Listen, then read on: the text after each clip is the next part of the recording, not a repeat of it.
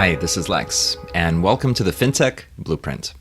It's your podcast about fintech, decentralized finance, digital banking, investing, robo-advice, artificial intelligence, and all the other frontier technology that is transforming financial services.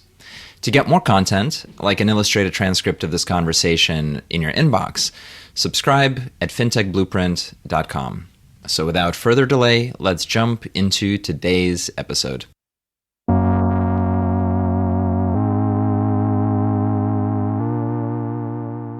Hi, everybody, and welcome to the podcast today. I'm really excited for our conversation with Meidad Sharon, who is the founder and CEO at ChargeAfter, a fintech buy now, pay later company. And we're going to talk about his journey into the space, as well as a broader market overview and company overview of what's going on, especially given all of the dynamics that are happening in the space today. So with that, Meidad, welcome to the podcast. Thank you, Lex. Thank you for having me. Really happy to be here. So let's start from the beginning. It takes a long time and a lot of experience to get to a place where you can start a company, become a founder, raise dozens of millions of dollars and have it work. But before you get there, can you talk about what are the different experiences and skill sets and components that you got earlier on in your career? Like, where did you start? I started in a management consulting firm, which I think is giving you it's a great start to the career, since you learn how to think strategically, to look on market dynamics and translating them to strategy.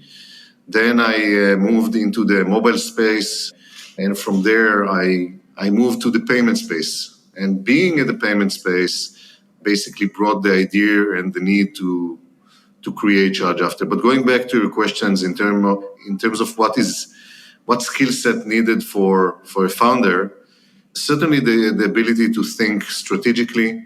Sales or business experience is always important when you are founding a company, but also with the ability to identify and go deep into technical problems and understand the technology, since we are in the high-tech, right? We are building businesses in the high-tech area.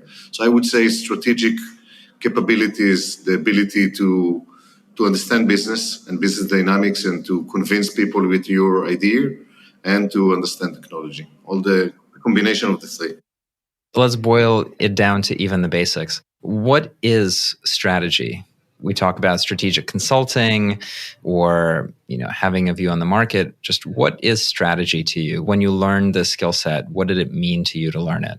Strategy, I think it's first and foremost to be able to see the bigger trends, right? To see the main things out of a lot of noise that exists both internally and externally. To understand where are your main strengths, what core capabilities you have that you can use, where are the opportunities in the market, but also where are the threats in the market. And obviously, so both analyze internally and externally strengths and weaknesses, opportunities and threats, and from that, create the right strategy, looking at different scenarios that can happen in the market and few strategic alternatives. Essentially, this is strategy. How is this something that you learn? By what process did you learn to be a more strategic thinker? Yeah, so I think that jumping from college to management consulting is giving you a great experience in seeing how leadership team are thinking, how strategic process within different companies is being done. With learning the methodology, you also see how companies are forming their strategy, how they are analyzing their strengths and weaknesses, how they are analyzing the environment. In many cases, in management consulting companies, you are analyzing the environment for them. You are guiding them through the methodological process of creating the strategy. I think that there is no better way when you start your career to learn strategy than being in a management consulting firm. Later on, it is really interesting, and this is what happened to me when you are starting to get into companies that are actually building stuff, and you see the difference between looking things from the outside to the inside.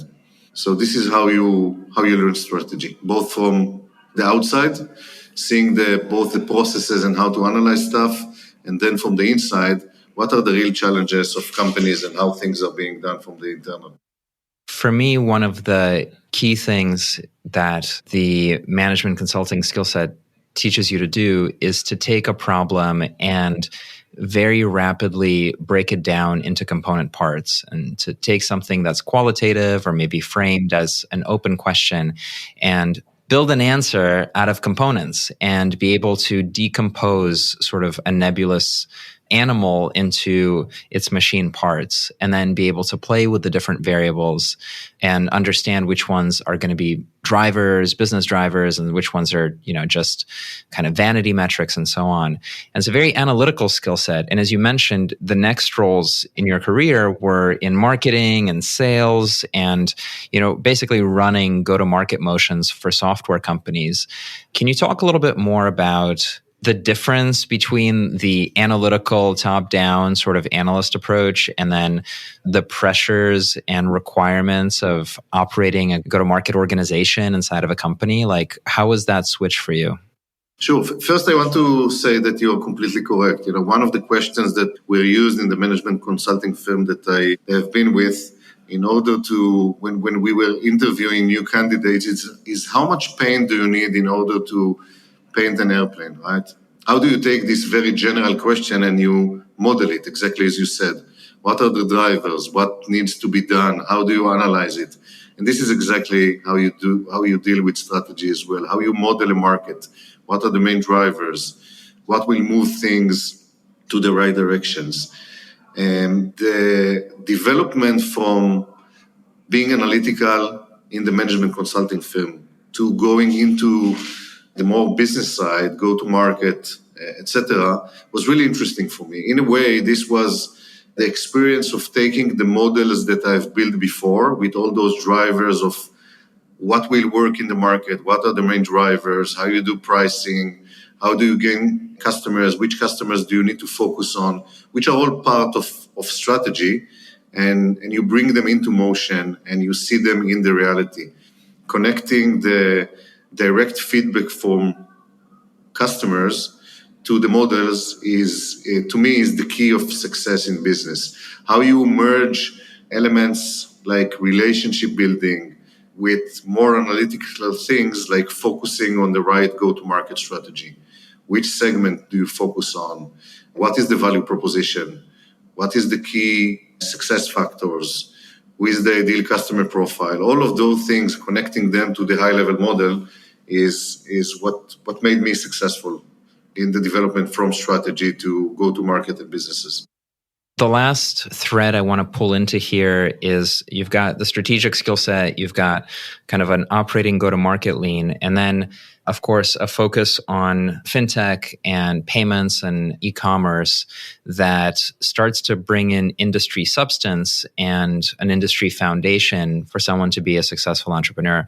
So can you talk a little bit about how you went into, what is now fintech as a broad category, but maybe your experience at SafeCharge and otherwise, like what pulled you towards this industry, and maybe a little bit about the shape of the work that you did there? So SafeCharge, now Nuvei, was a great experience to me. It was the first time that I moved from strategy to product management and then to actual sales, being in charge on the company revenue. What attracted me about the payment space is that I thought that, within business, you invest a lot in convincing your customers to purchase. And the payments space is kind of the end of the funnel, right? It's the place where if they will be successful, they will purchase. If not, then you lost all the efforts that you invested before. I saw also the potential of how this market will evolve, and really the combination, which is really unique to the fintech space, the combination between technology, business, and regulation, I thought that is really, really exciting. How those three drivers working together, which one is creating opportunities, and how you combine the three of them. Within SafeCharge, I had the opportunity to join the company in an earlier stage when the company wasn't so big, and to grow the company into an IPO, and later on to later stages to becoming an international international provider of one-stop shop to the payments for international companies, being an acquirer and an issuer of Visa and MasterCard. So a great experience, which actually led me to understand the problem that we are solving in ChargeAfter. I want to spend just a little bit more time around the learnings you had coming out of SafeCharge and seeing the evolution of the customer, right? Because you were there 2010 to 2016, which is this explosive moment in fintech, especially in the payments category and in the lending category. And it was happening at the same time as there was explosive growth in e-commerce and a continued trend shift in the behaviors of people as well as businesses in terms of how they consume and where they sell, where the venues are.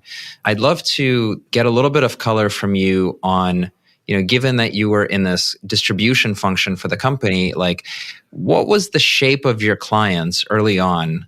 Like who were your clients early on? What were they like? And how did that change over time during the time that you were at the company?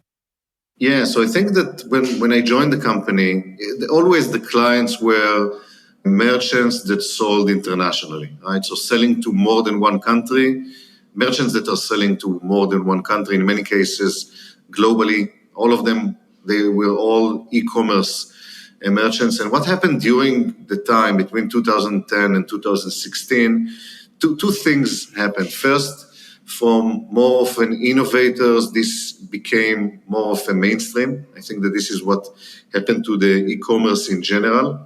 The second thing that happened is that the clients became more sophisticated. If in 2010 it was more about how to process credit cards online, in 2016 it evolved to not only how you process credit cards online, but what package of fraud prevention you are giving to your clients that would prevent fraud attacks that they might experience, and the fraudsters were becoming more sophisticated. How you are dealing not only with pay-in, i.e. to purchase from the company, but also of pay-out, if they needed to pay out their customers or they needed to pay out to their vendors. So things were becoming more sophisticated. How you are dealing not only with credit cards, but also with alternative payment methods. At the time, we were supporting close to 150 alternative payment methods.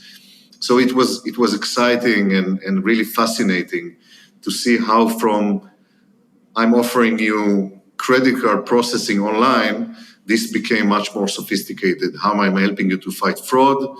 How am I helping you to accept payment but also pay to others? How I'm helping you to accept local payment methods, et cetera, et cetera.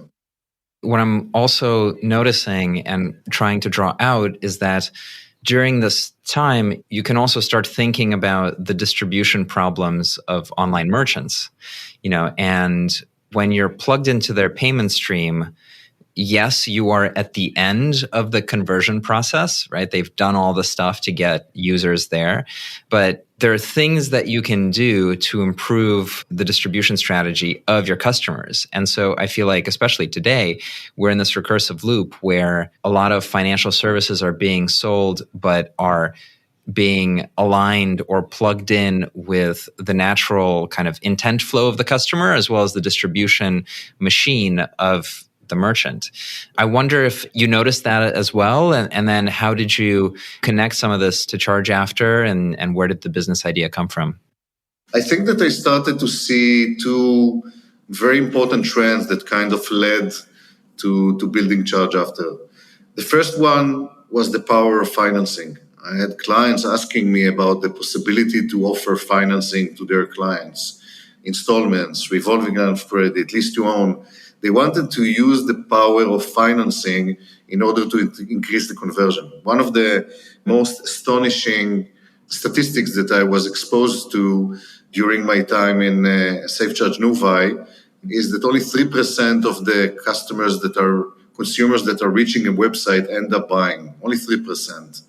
And the challenge how to make this 3% a bigger number, even 5%, is almost double than 3%. How to make this number bigger is essentially the most important thing to the merchants. If we can, on the payment side, on the financing side, helping them to increase conversion, this is a key thing for them. So I think that this was the first very important trend, how, and this is something that I got from discussions with the customers. What things can help them to increase the conversion, either by reducing false positive, adding financing, and we can elaborate later on the power of financing. But also on the other side is, I think that we started to see back then the power of embedded finance, how things that are in the natural flow of the journey of the consumer are much more successful. How merchants are starting to sell financial services also started to happen during those years. So the combination of embedded finance and the power of merchants selling financial services with the need to financing, those were really important trends that I saw during my time in SafeCharge Nuvei that led me to build ChargeAfter. And I think those were very much correct in terms of this sort of melding together of, financial product and marketing flow and consumer behavior. And so you started the company in 2016. And what was that experience like? What were some of the very early wins and challenges that you had? I think that we tried to go to market very fast, as fast as we can in order to get consumers' feedback and merchants' feedback. And obviously, at the beginning, it was a very intense work of building the product, designing the product that will solve the pain that ChargeAfter is solving, and what feedbacks we are getting from our merchants. So the initial period, I think, outside of raising, obviously, the seed round, was very focused about understanding the market needs, both on the consumer level, the merchant level, the lenders, partners, and building the right product that would solve all of them. Afterwards, we were very focused on getting our merchants' feedback and improving the product. And then, after that, and this is something that we are more focused today, is also the distribution to more and more merchants, more and more lenders, more and more financial institutions. Can you give us a little bit of just a quantitative overview of ChargeAfter? Like, where's the firm at from a funding perspective? How many clients do you have? Maybe volumes, or how do you think about what is your quantitative strategic model of the business in terms of the levers that you're most proud of? So maybe I will start with what problem ChargeAfter is solving, and I think that this would it will help understand the metrics. So when I was in SafeCharge and Nuvei, right, I heard clients telling me, hey, we understand that financing can be very powerful for us in order to increase the conversion of the consumers, right? Increasing this 3% of Windows shoppers end up buying into higher numbers. And after that, I started to explore what is called today BNPL market, point of sale financing market. And what I saw, and this is actually the pain that ChargeAfter is solving, there are hundreds of lenders out there in the market, from the no names like Affirm, Klarna, the big banks, Citibank, Synchrony Bank, Wells Fargo, etc., to many others. But the challenge is that each lender today is focusing on a very specific financial product, either installments or revolving line of credit or lease to own. Even within the installments, you have the classic BNPL Pay in 4, that is basically payments over 6 weeks to 48 months installments. Installments on your existing credit line in your credit card or independent of that. So there are many financial products. Each one has a good fit to different type of consumers. Each lender is also focusing on a very specific credit box. It might be prime, near prime, or subprime, which means that their approval rate would usually range between 20 and 40%. Or in other words, they would decline 70% of the consumers. And of course, there is the geographical element where the lending business, or BNPL and point of sale financing, is really local business. There is very local regulation. The regulation in each country is different. The databases that you need in order to underwrite customers are different.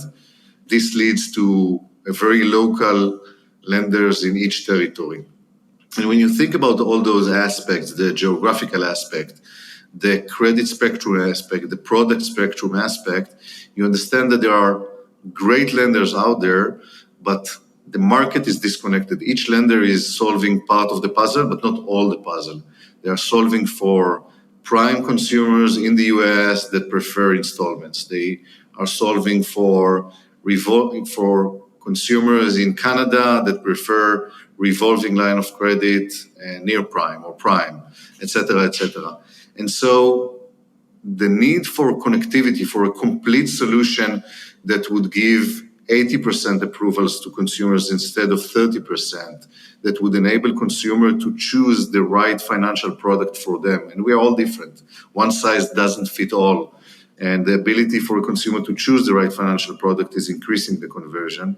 And the ability, obviously, to service the consumer in their geography, and not only in one geography. All of those led us to build ChargeAfter, to build a product that would bring the best of each lender. And so the consumer would have much better probability to be approved, and the merchant would have much better solution that is increasing the conversion and the ability of the merchants to increase their revenues. And so what we have built is a platform and a network that connects the BNPL and point-of-sale financing market, that create from this disconnected market a streamlined solution that in real time is finding the best approved offer for the consumer and letting him use this solution on behalf of the merchant. So we are really excited about the process of that. We have three clients to ChargeAfter. We have our lender partners that are very dear to us and very important to us, and they are enabling us to offer all those great lenders to our merchants and consumers. And we are aiming to have by the end of the year, and we are very close to that already, 70 lenders in ChargeAfter network. We have merchants that are using us, and we have big merchants that are using the ChargeAfter system in order to increase the conversion.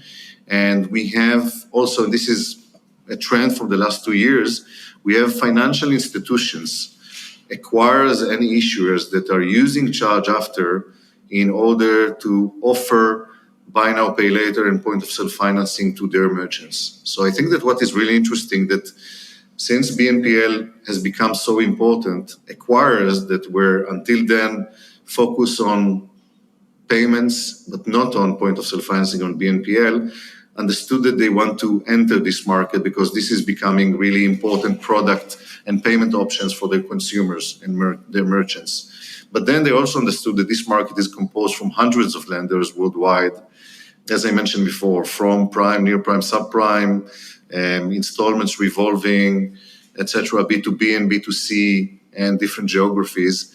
And the need for a platform and a network has become really out there in the market. And so we have a lot of financial institutions today that we serve that are using the community of banks, the network of lenders that we have created in order to offer this product to their clients. That's super interesting. I'm going to say some of these things back to you to make sure that I understand. So what I hear is, in a sense, from a consumer perspective, from a user perspective, if a user ends up in a shopping cart somewhere and they want financing, they want help with affording a purchase, that person may be in all sorts of different places. They might be of different credit risk, and they might have different behavioral preferences. As you said, some might say installment payments is what I want. It's easy. It's what the Apple product is looking to do, and it's kind of a lot of the tech solution. Or they might want something that looks more like a traditional line of credit because that's for their geography, the more natural sort of mental model for how to afford something big. But regardless, they end up in the shopping cart, and the core problem is they get bounced a really high proportion of the time because they don't fit the parameters or the underwriting model of the particular tech-enabled lender that is integrated into that shopping experience. And so a way to counteract that sort of negative consumer experience or this problem is to do an aggregation layer of all sorts of different lenders of different types. And you're improving the approval rate on the consumer side, but then you're also giving distribution to underwriters on the other side. And I'll put a pin for now into the financial services sort of acquire example. Does that accurately describe kind of the core value proposition? Exactly. No, I think that you said it in a really nice way and exact. We are helping the consumer to get the best option for him. And again, there are great lenders out there. The lenders are perfect, but they are perfect to a subset of consumers. If you are prime consumers looking for installments and you are entering a merchant that has that, perfect for you. But if you are not, and you are the 70% that won't be accepted because you're not prime, or you are prime but you prefer the flexibility of a revolving line of credit, then you don't have the solution that you need, right? And you will bounce back. Can you describe some examples of lenders that you're pulling into your network? Like, what's a profile of a partner, if there is one? Yeah, we are trying, I think, to cover the full spectrum, right? The product spectrum. So we have lenders that are offering installments, card installments. We work with Visa installments as an example. Non-card installments, we work with Zip, we work with Citizen Bank that are offering installments as an example. So all types of installments. We are offering revolving line of credit. Many traditional all the big banks in the US, for example, are offering that. So we work with Synchrony and Wells Fargo and many others that are offering revolving line of credit. We are connected also with leasing companies that are basically enable you as a consumer to lease the product as you are leasing a car almost. So we're working with all the big companies in this area like Progressive, SEMA, and Catapult, and many others. We have business financing as well, so with the ability for businesses to offer financing to their business customers. So really covering the full spectrum. So every customer, consumer first and foremost, but also business, that is buying something from the merchants that we work with will be able to get an offer that is relevant to him, and ideally more than one offer, so he can choose between different options and find the best fit for him. I can see why a horizontal integration of this, would make sense, right? Because for each individual lender to try to integrate into all of these different places is much more difficult than to integrate into one place and then have access as a network into broad distribution. Can you talk a little bit about the economics of building out something like this? And I think about it after spending some time looking at the tech BNPL players who are playing lots of these games where they use card interchange revenue as a revenue source in order to finance the credit risk on e-commerce and all sorts of tricks where they're finding revenue pools that are not traditional revenue pools. How are you building the business, right? Because obviously each of the underlying lenders expect to make a return on the capital part. How are you thinking about it? I think that, we are not inventing the business model. What we do essentially is very similar to what Visa and MasterCard did in the payment space many years ago. When you think about, and this will lead me to the business model.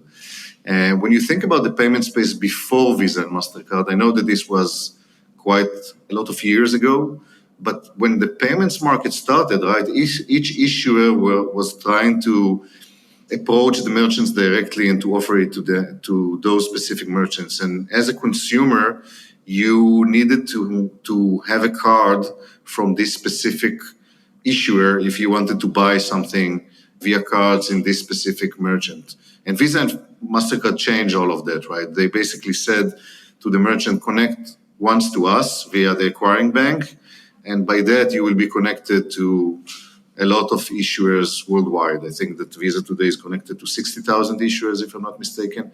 We are doing something very similar in the business, in the BNPL and point-of-sale financing space. We are connecting many lenders into our platform and enabling the consumer to get the best fit in real time. As such, as a platform and a network, we are working in a very similar business model like Visa and MasterCard, in the sense that we are charging the lenders what we call a platform fee. That is basically a fee that they are paying in order to use the distribution network that we have built and be connected to the merchants. They're paying you a platform fee. Does that scale with transactions and volume, or is that more like a SaaS setup? It is connected to transactions and volume. Yeah, completely. Let's take it from the consumer side now.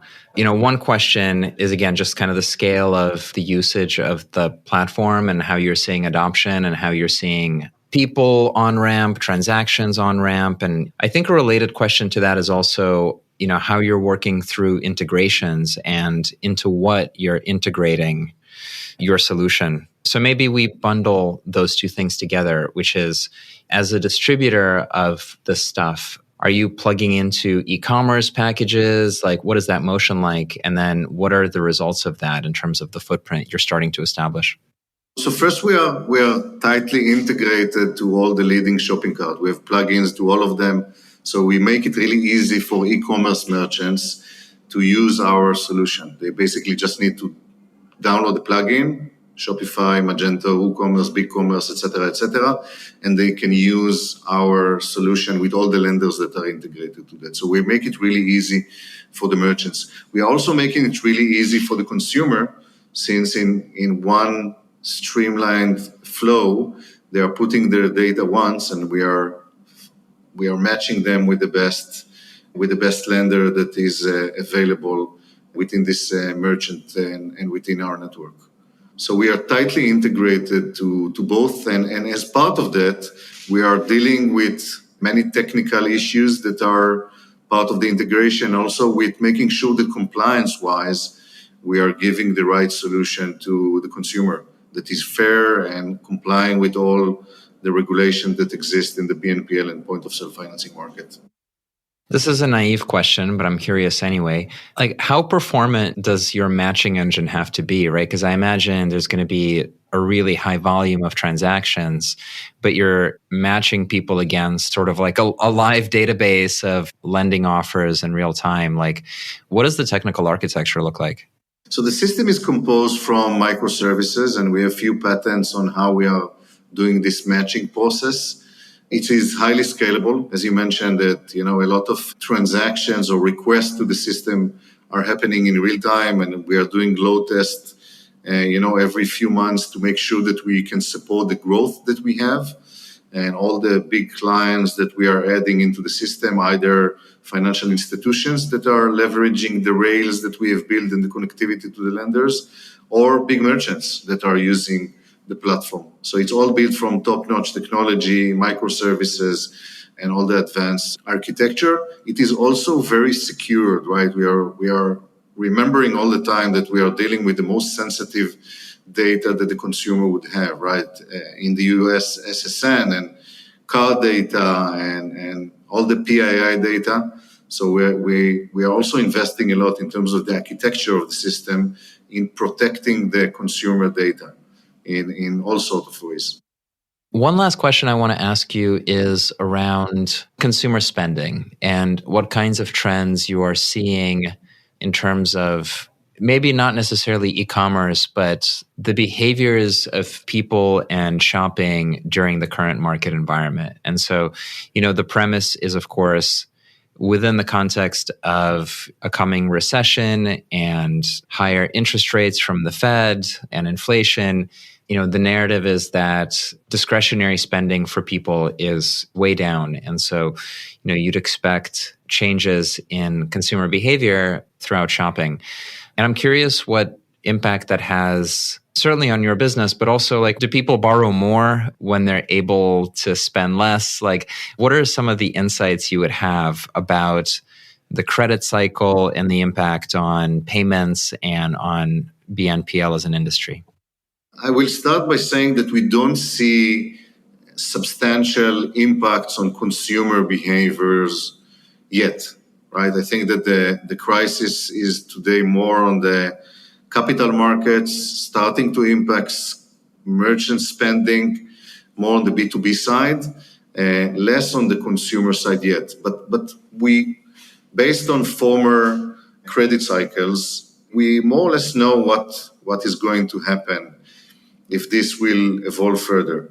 And I think that what we will see are two mega trends. First, the demand for credit will increase, right? The consumer will need credit more in order to overcome challenges that they might have in work or in anywhere else. So the credit will be much more needed from the consumer side, but the supply of credit from the other side will be much more challenging. Lenders in an environment of an economic crisis or a negative credit cycle will tighten up their underwriting. They might cut it by half. And so the demand will be higher, but the supply lower. Not only that the lenders will tighten up their underwriting, we will see, and we saw it in the past, some lenders will go out of the market. Some lenders, because of the increase in default rates, some of them won't survive this credit cycle. So those are the mega trends that we are expecting to see. We saw them slightly at the beginning of COVID. I think that when the government started to subsidize the unemployed citizens, then those trends stopped. But at the beginning of COVID, we saw exactly that. Some lenders are no longer in the market. Other lenders tighten up their underwriting, cut their approvals by 50% in very short time, in a day. And we expect to see the same mega trends of higher demand to credit and shorter supply of credit. Within that, I think that ChargeAfter has a very important role. As a marketplace and a platform, we help to streamline the connection between demand to credit to supply of credit. By being connected to, as a merchant, to more than one lender, you are able to support your customers, your consumers and business customers, if you have so, with the right BNPL and point-of-sale financing propositions that will first approve this customer and will give him valid options. And B, if a specific lender is going out of the market, then you want to have redundancy. From the consumer side, I think that in times of such challenges, you want to make sure that you are getting the best rate possible. And part of what the system is doing is that it is assuring you as a consumer that you are getting the best offer available. If you are a prime customer, you will get a prime offer. If you are less than prime, you might get higher interest rates that will reflect your risk rate or your risk situation, but always it will be the best that you can get. So I think that we are within such an economical cycle. ChargeAfter as a network and a platform that, by the way, is not lending money to anyone, right? We are not exposed to all of that. We are the technological interface between the lenders and the merchants and the consumers. We have a very important role of helping the consumers and the merchants to overcome this period of time. It's a really interesting play, and there are really good analogies with the payment space, as you mentioned. So we're definitely watching what you're doing with curiosity and admiration. Meidad, thank you so much for coming onto the podcast today. If we want our audience to learn more, where should they go? Where can they find you, and where can they find ChargeAfter? So they can find me on my LinkedIn. I'm usually answering any questions that I'm getting from merchants, business partners, lenders. Happy to answer any follow-up questions via my LinkedIn profile. And to the company, just go to ChargeAfter.com and we have contact us over there, and we would love to speak with you further if you are a financial institution or a merchant or a lender that want to join the network. We are here to speak with you and see how we can help you. Cool. Thank you so much again for joining the podcast. Thank you for having me, Lex. Hi, everyone. That's it for this week's episode of the FinTech Blueprint. For more technical deep dives into all things fintech and decentralized finance, check out fintechblueprint.com and grab a free subscription to the newsletter. This is Lex, and I'll see you next time.